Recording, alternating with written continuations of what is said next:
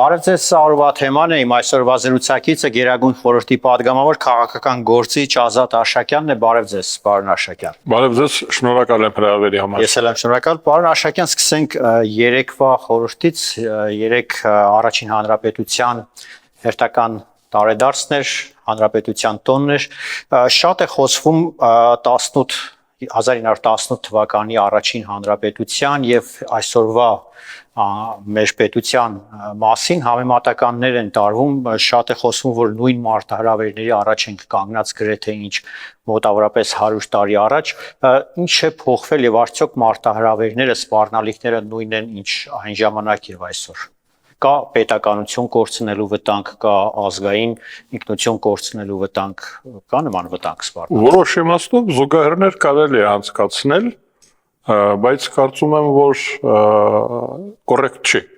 այդ զուգահեռը։ Էապես տարբերվում են։ Նախորդ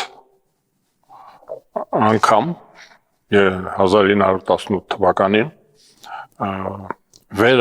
անկախանալու, վերաստեղծելու խնդիրներ դրված, մենք ընդհանրապես պետությունը կորցրել էինք Կիլիկիայի հայոց թագավորության կորուստով, մենք կորցրել էինք պետությունը եւ պետականությունը ու վերականգնելու խնդիրը կար։ Ոչ մի անգամ չեմ կարծում, այսինքն մենք ժառանգություն ենք ստացել այդ հավատը եւ հույսը, որ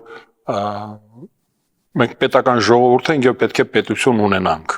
Դա անընդհատ մեզ հետ եղել է։ Սպասել ենք հարմար առիթի։ Ինքներս փնտրել ենք այդպիսի առիթներ։ Ու առիթը ներկայացավ 1918 թվականին, երբ որ լքված իմպերիաների կողմից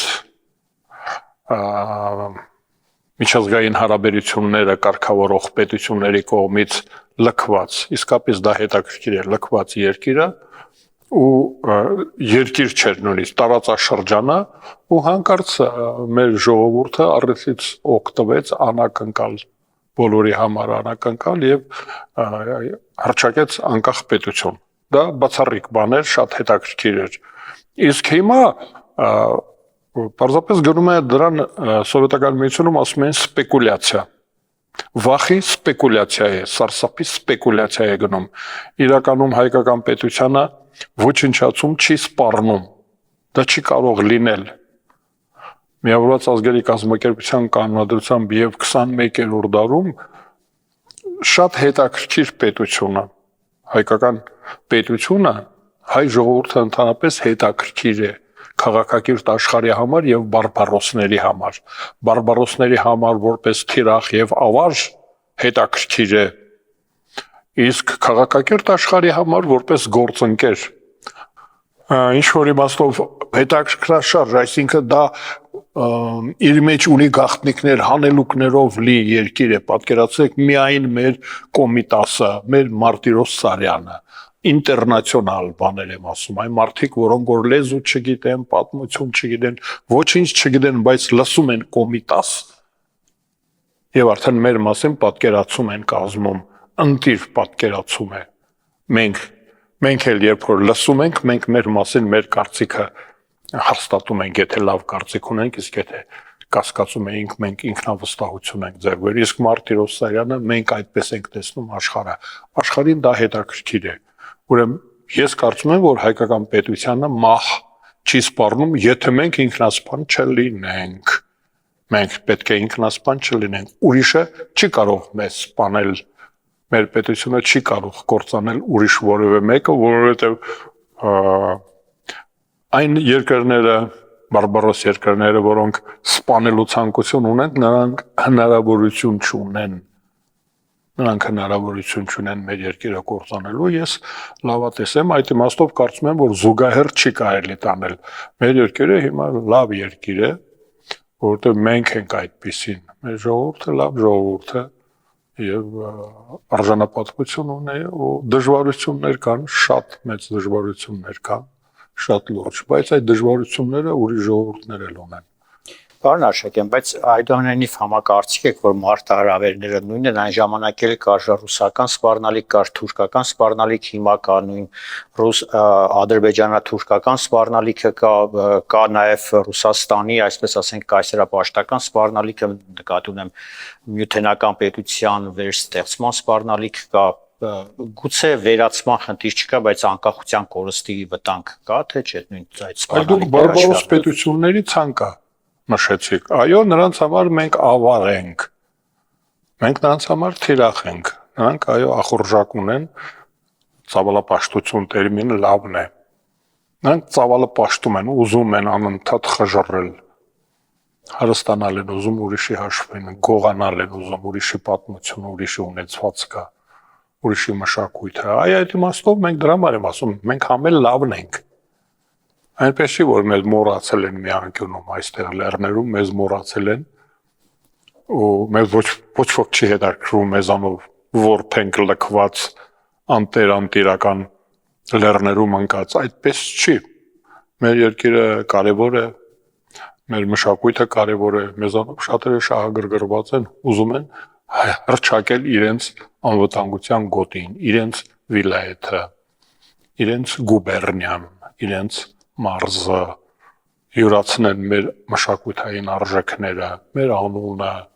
այդպիսի պետությունները դուք ասացիք, այո, դրանք կան, ուզում են, բայց դե ընդհանրապես իհարկե հարկավոր է գոյության համար պայքարել։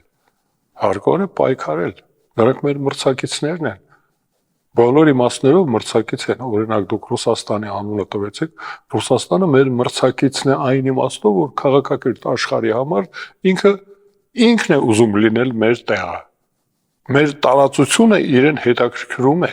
որպես ֆորպոստ քաղաքակրթական։ Ինքը մեր մրցակիցն է, ասում է ոչ թե հայերը, այլ մենք լինենք ֆորպոստը, մենք լինենք հակակշիռը այստեղի տիրող կարգերին տարածաշրջանի։ Այդ իմաստով նույնիսկ Ռուսաստանը մեր մրցակիցն է։ Տեսեք տարածքների եւ մարդկանց քանակի ինչ մեծ տարբերություն կա, բայց նախանձում են, ուզում են լինել մեր փոխարեն այստեղ եւ 200 տարի հենց այդպես էր։ Ռուսական պրոյեկտը ես կասեի 19-րդ դարի Վիեննայի կոնգրեսի ստվերային պայմանավորվածությունների խնդիրն ա եղել, որ այստեղ այս տարածաշրջանում լինի Եվրոպային հարազատ քրիստոնեական պետություն։ Ու դա կա։ Այն ժամանակ մարդիկ կրթվել են հունահռոմեական ավանդույթներով։ Հունահռոմեական ավանդույթներում մեծ հայկական քրիստոնեական հզոր պետություն, նրանք այդպես պատկերացրել են, մտածել են վերականգնենք հայկական պետությունը Օսմանյան կայսրության թիկունքում, որտեղ հիշում եք, մի քանի տարին մեկ թուրքական բանակը մոտենում էր Վիեննային։ Միջերկրական ծովում ասպատակություններ էր անում, որպես հակակշիռ եւ թիկունքում ֆորպոստ որոշվեց, որ որևէ մեկը թող ստեղծի։ Օրինակ ստեղծեցին միջերկրական ծովում հունական պետությունը, անգլոսաքսոնները օգնեցին հույն ժողովրդին, Հունաստանը անկախացավ 1828 թվականին։ Ռուսաստանը պարտավորվեց տարածաշրջանում ստեղծել հայկական պետություն, քրիստոնեական կենսունակ պետություն։ Իդեպ ես ասեմ, որ Վիեննայի կոնգրեսին մասնակցել են 8 պետություն։ Դրանք համարվում էին պետություն։ Ճապոնիան, Միացյալ Նահանգները չեն ճանաչվել, Չինաստանը չեն ճանաչվել, չեն հրավիրվել։ Օսմանյան կայսրությունը նույնպես չի հրավիրվել, որովհետև արժանի չեն համարել, հեռանկարային չեն համարել Օսմանյան կայսրությունը։ Եվրոպայում էր Օսմանյան կայսրությունը, Բալկաններում էր Օսմանյան կայսրությունը, Հունաստանում էր Օսմանյան կայսրությունը, Կիպրոսում էր, Եգիպտոսում էր Օսմանյան կայսրությունը, բայց չհրավիրեցին, որովհետև ծրագրել էին լուծարել Օսմանյան կայսրությունը, այդ թվում Հայաստանը ուներ իր բաժինը, Ռուսաստանը հանձնառավ այստեղ լեռներում աջակցել ստեղծել հայկական պետություն ու հենց սկզբից, երբ որ ռուսական պետությունը զավթեց, խլեց Պարսկաստանից Երևանի խանությունը անունը կար Արմյանսկայա օբլաստ։ Առայժմ օբլաստ այդպես էր ծրագրավորված։ Հետո արդեն կենսունակության ապահովման ռեժիմով աջակցությամբ ռուսական իմպերիայի աջակցություն դա իր առաքելությունն էր։ Այն ռազմատուգանքը, որ ստացել էր Ֆրանսիայից, դա 3 անգամ ավել էր Ֆրանսիայի տված վնասից։ Այ Մոսկվան գրավելու, հրկիզելու այդ ճանապարհը ամբողջ մարշրուտը ֆրանսիական բանակի դրանից 3 անգամ ավել ռազմատուգանք ստացան։ Այդ ռազմատուգանքը նաև դրա մի մասը նախատեսված էր Արմյանսկայա օբլաստը դարձնել Արմյանսկայա царство։ Բայց հենց որ հասան այստեղ ռուսները մտածեցին մի 10 տարի։ Մտածեցին, բայց ինչի Արմյանսկայա։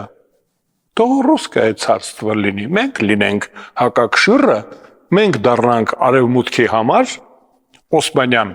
կայսրության գլխին փորձանք։ Ու լիկվիդացրեցին Արմյանսկա օբլաստը։ Տեսեք, ինչքան բարդ է մեր պատմությունը, բայց ես ասում եմ, մեր դերը տարածաշրջանում պետք չի թերագնահատել։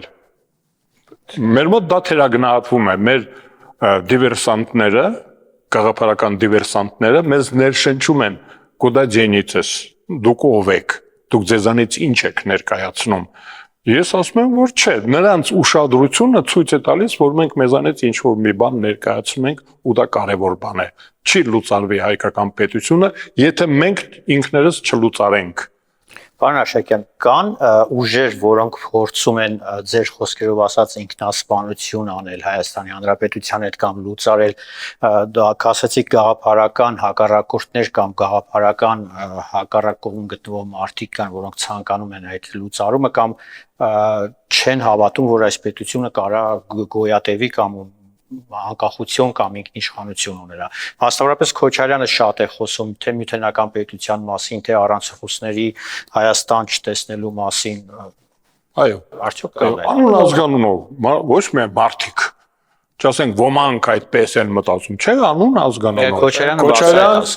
Ռոբերտ, Սարգսյան Սերժ հանրապետական կուսակցությունը ամբողջությամբ։ Նրանք ովքեր որ քվեարկել են ինքնասպանության օկտին, նրանք ինքնասպանության օկտին քվեարկել են 2013 թվականի սեպտեմբերի 3-ին, այդ դուք ասում եք անուն ազգանունով Ալիևի կադրերը, որոնք զավթել էին հայկական պետությունը 98 թվականին զավթեցին հայկական պետությունը, նրանք փաստաթղթեր ստորագրեցին, ազգային ժողովում քվեարկեցին 108 հոգի, թե 120 հոգի, ես թիվը չեմ հիշում, կարելի է նայել, անուն ազգանունով հանրապետական կուսակցությունը իր դաշնակիցների հետ ինքնասպանության փորձ կատարեց։ Ազգային ժողովում քվեարկեցին հայկական պետության լիկվիդացիայի օկտին, այսինքն հայկական պետությունը անկախ պետությունը, անկախ 91 թվականի սեպտեմբերի 21-ին հանրաքվեի մասնակիցների 99%-ը, ամոթ է ասել 100%, էլի, ասում ենք 99%-ը, Վապկեն Արարքյանը մաթեմատիկոս էր, նա ճիշտ թիվը գրեց, ես որ լինեի կգրեի 100%, ես մաթեմատիկոս չեմ անում, բանա ոչինչ, մի քիչ էսկում, մի քիչ ենկում, մինուս պլյուս, ես կգրեի 100%-ով հայ ժողովուրդը անկախություն է ուզում, դուք պատկերացնում եք քաղաքացիների 95%-ը, նրանք անկախություն էին, մենք անկախ էինք հռչակել մեր երկիրը, հայտարարել ենք, որ ժողովրդավարություն ենք ուզում, ազատություն ենք ուզում, արդարություն ենք ուզում, մենք այդպիսի պետություն ենք ուզում։ Հանրապետական կուսակցությունը Ալիևի կադրերի հետ միասին։ Ալիևը պատրաստել էր Արցախում կադրեր էր պատրաստել սովխոզի պարտկոմներ էին, կոմսոմոլի ակտիվիստներ էին, այդ դիվերսանտները։ Հայաստանը փորձեցին հանձնել։ Ու հիմա նրանք կան։ Այսօրվա իշխանության ամենամեծ թերությունը դա է, որ գնահատական չի տվել այդ արարքին։ Իշխանության զավթմանը 98 թվականին բռնության սպառնալիքով իշխանությունը զավթեցին Ալիևի կադրերը, պարտկոմներն ու կոմսոմոլները։ Եվ 13 թվականին սեպտեմբերի 3-ին, որ Հայաստանի Հանրապետությունը հանձնեցին Եվրազիական միությանը, Մաքսային միությանը, հանձնեցին, ՕԴԿԲ-ին հանձնեցին, այսինքն ինքնիշխանությունը սահմանափակեցին։ Տեսնում եք, անուն ազգանուններով այդ մարդիկ են, եւ հիմա նրանցից ոմանք ազգային ժողովում են, բանտում չեն։ Եթե ազգային ժողովը փակենք,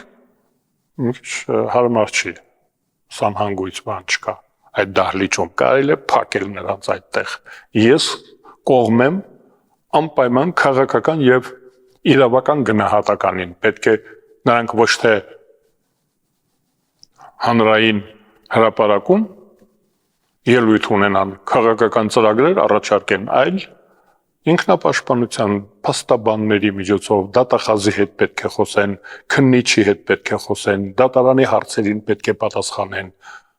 Այն նրանց գործը դա պետք է լիներ։ Նրանք հիմա դրանով պետք եւ ունել զրկված լինեին։ Ինչով որ եկել էին, դա հանձնեինք իրենց։ Այն որ ոզից կախեն, որ կարթայինք ու մնայինք, Ալիևի կոմսոմոլ, Ալիևի պարտկոմ սովխոզի, տրիկոտաժի, թե ինչի, այ նրանք այդպիսի կամ կրծքանշան սև ռոբի մեջ, ռոբեն ասում գիտեք, չէ, սպեցովկենք կալանավորի, այ դրա վրա կպցրած լիներ։ Օրինակ սովետական միությունում ես եղել եմ գուլագում, այնտեղ մեր կրծքանշան ունեինք, որի վրա գրված էր անուն ազգանուն հոդված եւ սրոկ։ Այսինքն փողոցում այնտեղ զոնայում կամ խցիկում հսկի որ ներս են մտնում, դու կարող ես չներկայանալ, ինքը նայում ասում էր։ Այ մենք պետք է նայենք, ասենք, ահա, պարտկոմ,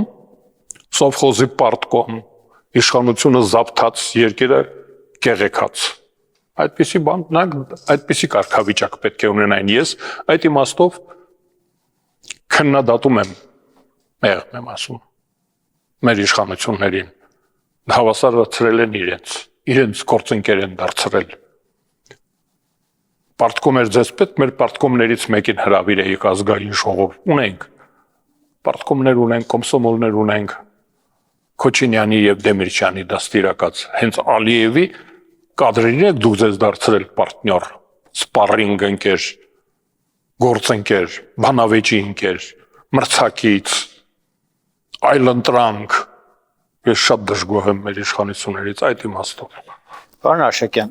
այդ երկու նախկին նախագահները կրկին ակտիվացել են, ինչի են ձեզ ուզում վերադառնալ իշխանության ունեցվածքը պահելու, իշխանությունը տիրանալ, իշխանության հասնելու եւ երկիրը այլ նյութենական կառույցների մեջ մտցնելու, թե նաեւ կարծիք կա, որ սա ընդամենը թշնամանք է երկու նախկին նախագահների միջև, հավատում եք նման բանի։ Նրանք ընդհանրապես ատելության բան ունեն, երանգ էներգիա ունեն ատելության։ Նույնիսկ միմյանց հանդեպ։ Ամբողջի հանդեպ։ Իրանց երեխաներն էլ տեսեք ինչ կարգավիճակ են տվել։ Հայհոյում են, կռվի մեջ են։ Մենք ամեն ինչ անում ենք մեր երեխաների ապահովության համար։ Մենք գործունեությունը ինչ է, ծնողներ ինչով են զբաղված, ապահովում են իրենց երեխաների անվտանգությունը եւ բարեկեցությունը։ Այս մարդիկ իրենց երեխաներն էլ են մղել։ Բարիկադ են բարձրացրել։ Իրենց երեխաներին, հարազատ երեխաներին, ուզում եմ ասել, որ դրանց համար սրբություն չկա, իրարել կգզեն, մեզել, ում պատահի, նրանց համար կարևոր չի ով է թիրախը, նրանք գիշատիչ են, տեսակ որպես մարդկային, իսկ հիմա աշխուժացել են, իսկ երբ են պասիվ եղել, նրանք պասիվ չեն եղել, նրանք միշտ էլ ակտիվ են եղել, ռեսուրսները հիմա պակասել են, իշխանական ռեսուրս չունեն, իրենց ագրեսիան դրսևորելու ռեսուրս չկա, իշխանություն պետք է լինի։ Այդ իշխանությունը չունեն։ Հիմա հույս ունեն, որ Ռուսաստանի միջոցով իշխանություն կստանան։ Նրանք Ռուսաստանին էլ հարազատ, հավատարիմ չեն։ Նրանք երկուսն էլ Ռուսաստանին դավաճանել ու լքել են։ Դա է պատճառը, որ ռուսները նրանց մերժեցին։ Նրանք ռուսական պրոյեկտ են, իշխանությունն էլ այսօրվա գործող ռուսական պրոյեկտ է։ Դա էլ օտար չի Ռուսաստանի համար, բայց այն երկուսը մերժված են։ Դուք տեսեք մի քանի հոգել Բաքվի բանտում են, էլի նրանք ռուսական են։ Կարող ասի դրանցից որևէ մեկը, որ հայկական պրոյեկտ էր։ Տեսեք, Ռուսաստանին նրանք դավաճանել են այդ 4 տարվա բանակցությունները Եվրոպայի հետ, բոլոր եվրոպական կառույցներին խցկելը հարմար առիթով կամ Քիվեստում ձուկ բռնելը Ալիևի շեֆի հետ։ Ալիևը որպես շեֆ գնացել էին ձկնորսության։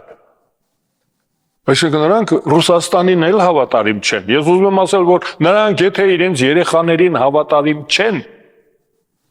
իրենց երեխաներին դարձրել են թիրախ իշխանության համար, իրենք գիտեն իշխանությունը ինչ հնարավորություններ ունի։ Որ Ռուսաստանը ինչ է, որ մեզ դավաճանել են, Ռուսաստանին չեն դավաճանել։ Հայերը դավաճանում են, ռուսին չեն դավաճանել, որում ռուսները դա գիտեն, դրա համար էլ այսպես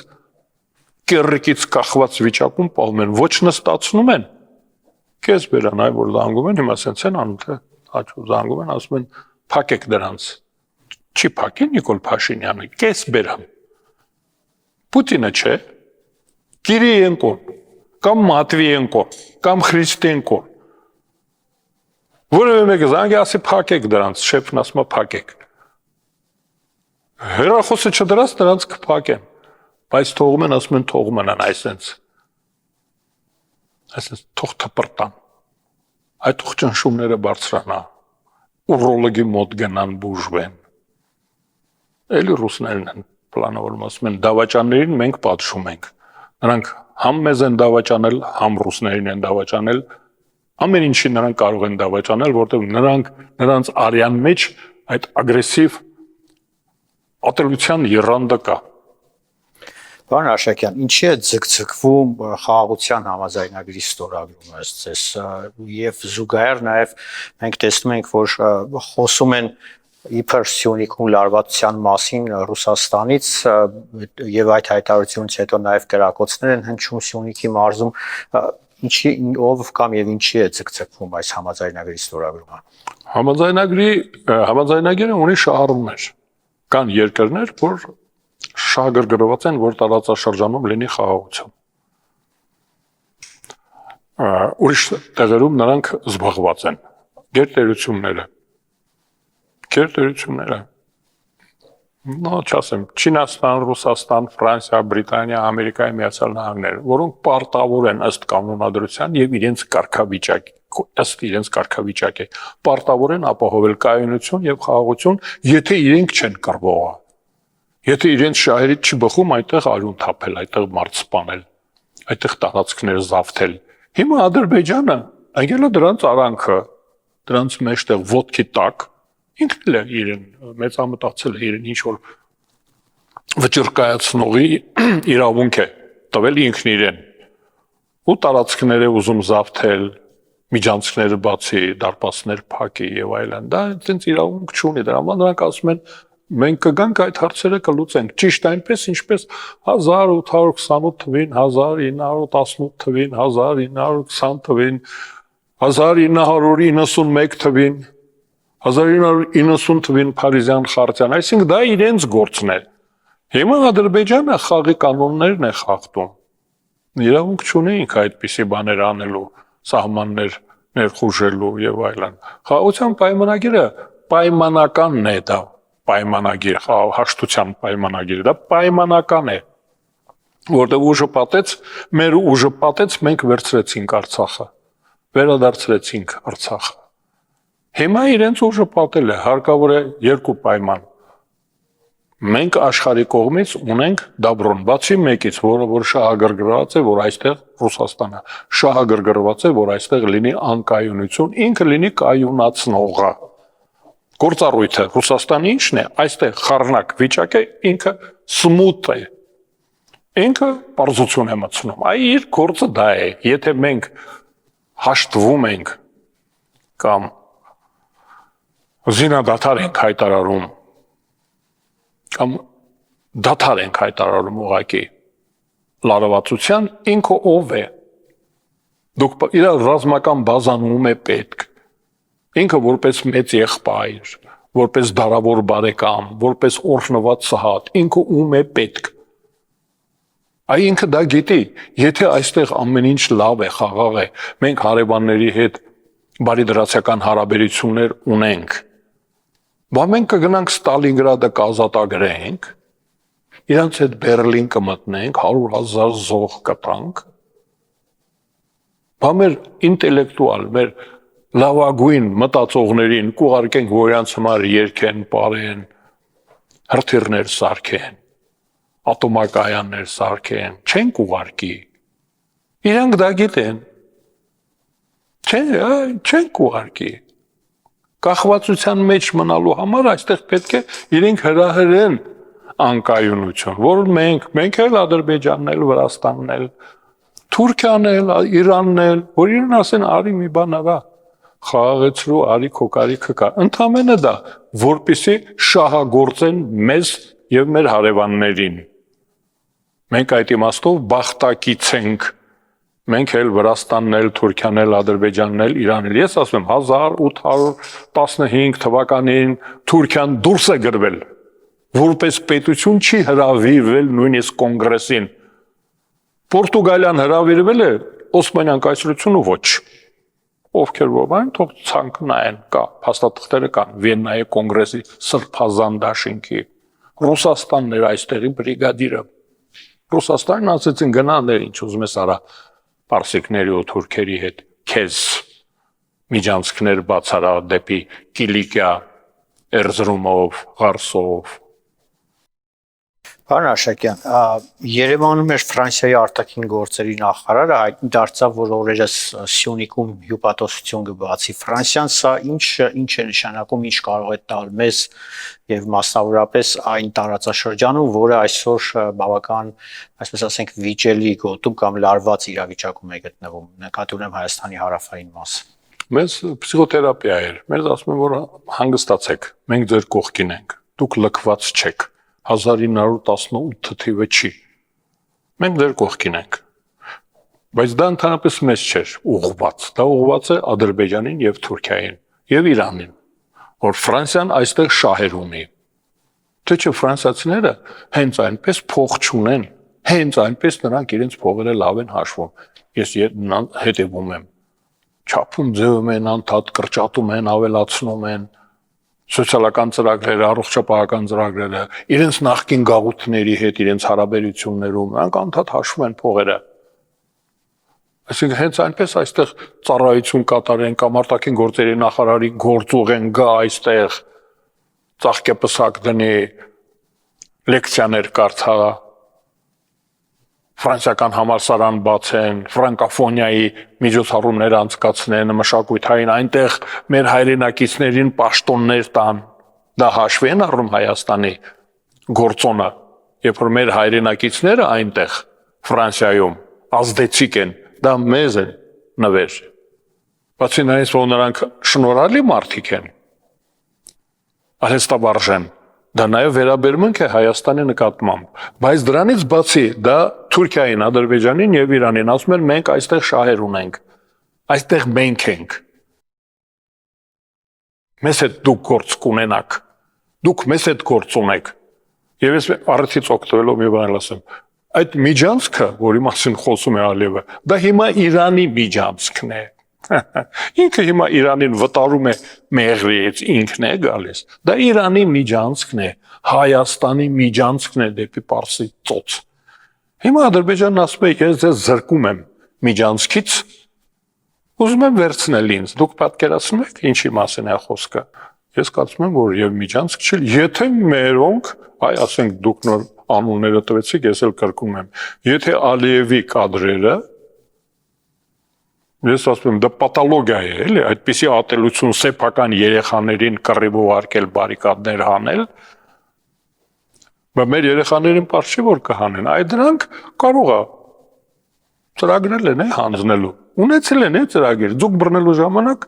պատկանում ձկնորսության ժամանակ ասում է, ես մեղրին էլ քեզ, չէ, մեղրին վերցրեք, մեր ինչին է պետք, մեր փողերը արդեն տեղավորված են, Կիպրոսում, չգիտեմ, որտեղ Կրասնոդարում, Կանադայում, կայով էլի, կայով, քանի պետություն կա, Կանադայում, Կամբոջայում, ամենտեղ մեր փողերը տեղավորված են, մեղրին մեր ինչին է պետք, մեջ հաշիվ կա, պահենք, չկա, թե տվեք։ Շնորհակալություն։ Շնորհակալ եմ հրավերի համար։ Սա օրվա թեման էր, զրուցակիցս Ազատ Արշակյանն էր, Գերագույն խորհրդի նախկին պատգամավոր, քաղաքական գործիչ։ Կհանդիպենք։